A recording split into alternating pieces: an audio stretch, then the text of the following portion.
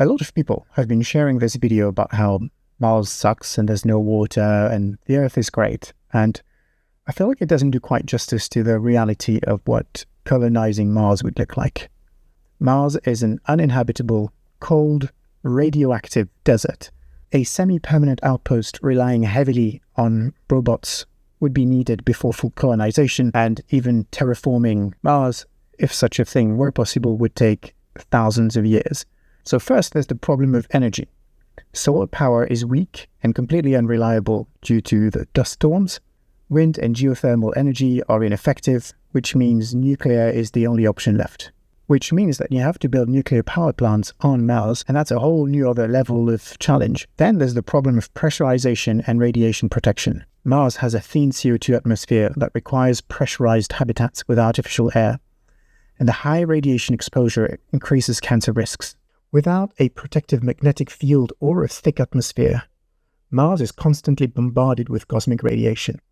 It means that anyone on the surface would be exposed to dangerous levels of radiation, about 50 times more than what we experience on Earth. This means that wherever people live needs to shield them from frozen CO2 and dirt and radiation, which makes having windows a bit of a no-no.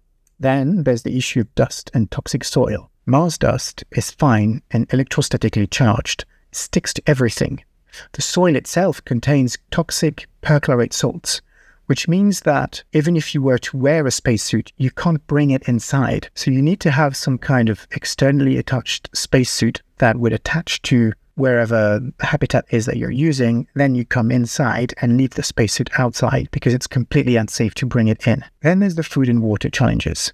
Water is available in ice near the poles, but the soil must be decontaminated and fertilized. Then we have the issue of low gravity and psychological struggles. Mars's gravity is about 38% that of Earth, which may cause muscle and bone loss. And then you have the whole issue of living in isolation in tight spaces without windows, a bit similar to, crews living in submarines or in the Antarctic. All of this creates huge logistical challenges and dependency on Earth. The base will rely on Earth for supplies, nuclear fuel, and crew rotations. But the problem is that travel windows only open every 2 years when the two planets are the closest. The rest of the time, they're not exactly in sync, which makes emergency assistance kind of impossible. So, the future of Mars colonization is something that we need to think of in the thousands of years. It is a lofty, ambitious, in some ways hopeful goal, but it is very ill-timed given the challenges we face today.